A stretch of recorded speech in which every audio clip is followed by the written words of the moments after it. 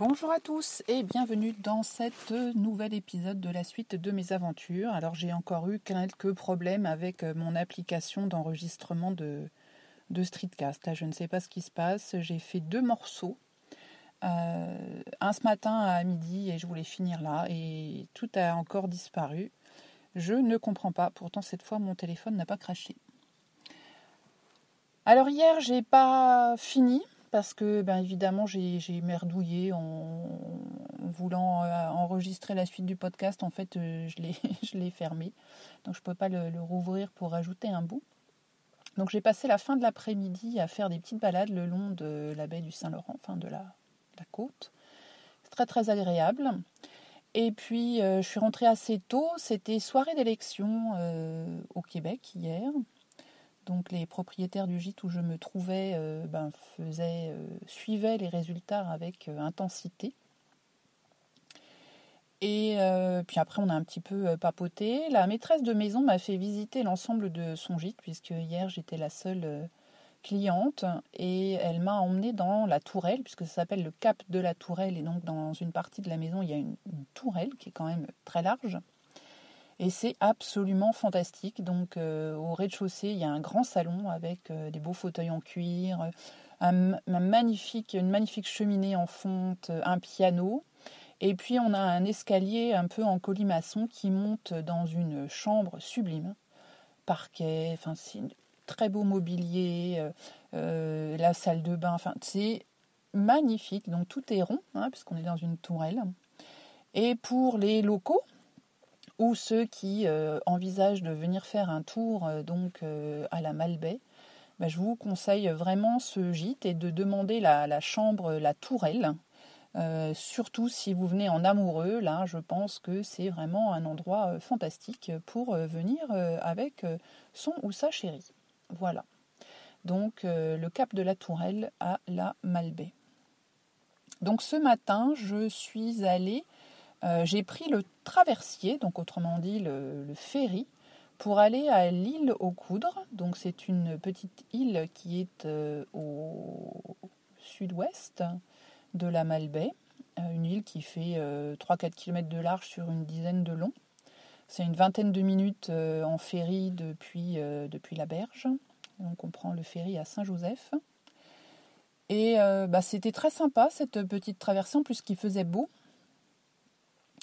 Quand je suis arrivée sur l'île, par contre, ça s'est vite gâté. C'est devenu très, très couvert. Donc, j'ai fait le tour de l'île en voiture. J'ai fait une toute petite balade puisque j'avais pas trop le temps, parce qu'il fallait que je suive sur mon parcours. Mais c'était extrêmement agréable. Beaucoup de petits magasins de produits locaux, des cidreries, du fromage, des fruits et légumes, de l'artisanat local. Enfin, c'était très, très sympa.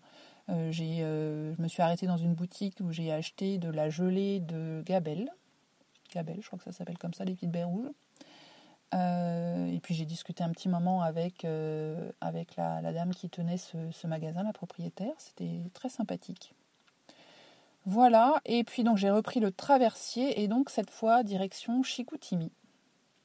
Donc Chicoutimi, c'est le long du fjord de Saguenay. Donc c'est 120-130 km de là où j'étais, un peu plus de 2h30 de route. Et là, donc, j'ai traversé, je suis passée par l'intérieur des terres, j'ai pas longé le Saint-Laurent pour remonter le fjord. Donc j'ai coupé au travers. Donc là, c'est une zone très très montagneuse. Et comme je vous l'ai dit dans un précédent épisode, on a l'impression que les routes, elles ont été tracées, elles sont toutes droites quasiment. Donc ça monte, quand ça monte vraiment. ça monte. Puis ça descend, c'est impressionnant. Donc tout partout, il y a des choses pour les camions, pour qu'ils testent leurs freins. Il y a une espèce de bac à sable sur les côtés au cas où il y a un problème, parce que forcément, vu comment ça monte et ça descend, ils peuvent avoir des problèmes. Et quand on se retrouve derrière un camion, on n'avance pas vite du tout. Donc là, très beau point de vue encore, des forêts à perte de vue. Donc dans un premier temps, essentiellement des forêts de feuillus, donc qui commencent à bien se colorer. Et puis ensuite, je suis arrivée à près de 1000 mètres d'altitude, là vers des cols, où c'était plutôt là des conifères, donc c'était du reste du coup très très vert. Toute une zone aussi où visiblement il y a eu des incendies.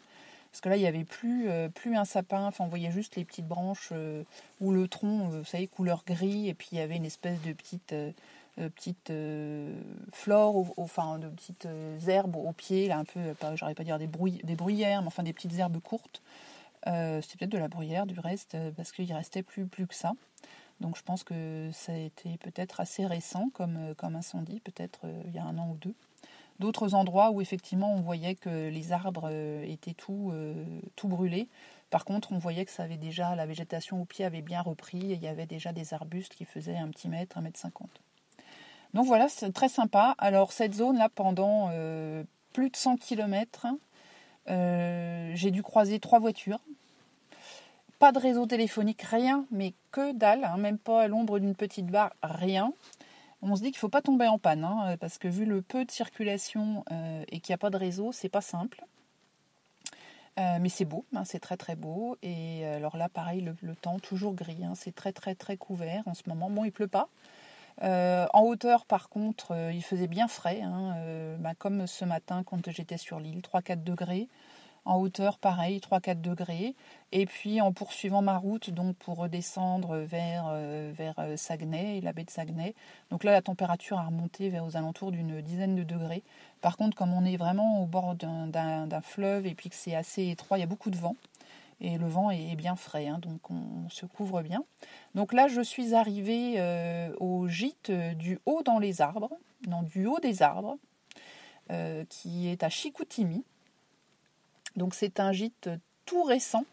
Le premier bâtiment est plutôt à quelques années, 5 ou 7 ans. Et à côté, donc ils ont construit un nouveau bâtiment. Donc l'intérieur est entièrement terminé. Donc c'est un gîte. Donc c'est-à-dire qu'on a une grande salle commune avec la salle des petits déjeuners. Et puis on a des chambres, mais il n'y en a que 4. Et c'est pas un hôtel, quoi. Hein. Ça s'appelle ici un gîte. C'est un peu comme une maison d'hôte. Et il y avait donc des personnes qui préparaient le repas pour demain matin, qui faisaient la cuisine sur place, etc. C'était assez drôle. Donc l'intérieur tout neuf, une chambre magnifique avec, on voit la baie sur 2 des côtés, avec d'immenses baies vitrées, c'est sublime. Et qu'est-ce que j'allais dire ? Et par contre l'extérieur n'était pas fini. Donc on voit l'isolant et puis il y a des petites barres de bois là. Et il y avait des ouvriers qui étaient en train de poser donc des grandes planches en bois horizontales, hein, dont je vous ai déjà parlé, parce que c'est une maison d'ici tout en bois. Et donc je les ai un petit peu questionnés pour leur demander combien de temps ils mettaient à faire les côtés de la maison, parce que c'est quand même assez haut, il y a 2 étages. Donc ils m'ont expliqué que s'ils ne sont pas interrompus et qu'ils peuvent travailler toute la journée, c'est plutôt 2 jours. Là, en l'occurrence, vu qu'il y a quand même des clients dans les chambres, ils ne peuvent pas démarrer à 7h du matin jusqu'à 18h. Donc ils font ça plutôt à partir de 10-11h, midi, jusqu'à 14h, 16h ou plus tard pour ne pas gêner les clients qui reviennent. Donc ils n'avancent pas très vite. Et puis je les ai questionnés aussi sur la durée du traitement, parce que bon là, le bois était peint marron, ou traité marron foncé. Et je leur ai dit, il faut repeindre tous les combien d'années, parce que c'est vrai qu'une maison tout en bois, vu les conditions météorologiques, voilà, donc je me suis un petit peu intéressée à ça. Et donc ils m'expliquaient que non, ils avaient un traitement qui faisait que ça ne bougeait pas pendant 15 ans. Et ils m'ont montré donc la maison d'à côté, qui est donc la maison de base du gîte. Ils m'ont dit, voilà, on l'a fait il y a 7 ans. Vous voyez, c'est impeccable. Et effectivement, on n'aurait jamais dit que ça faisait 7 ans. Donc super traitement, je ne sais pas ce qu'ils mettent dessus, mais ça tient bien, parce que quand on voit comment il fait froid, comment il pleut, il fait très chaud, enfin voilà, il y a quand même des conditions assez extrêmes avec des écarts de température assez importants, et ça tient très très bien et ça reste très propre, y compris sur les terrasses. Donc c'est un gîte super beau, au sol il y a du bois clair, des petits pavés de bois, c'est trop trop beau, voilà.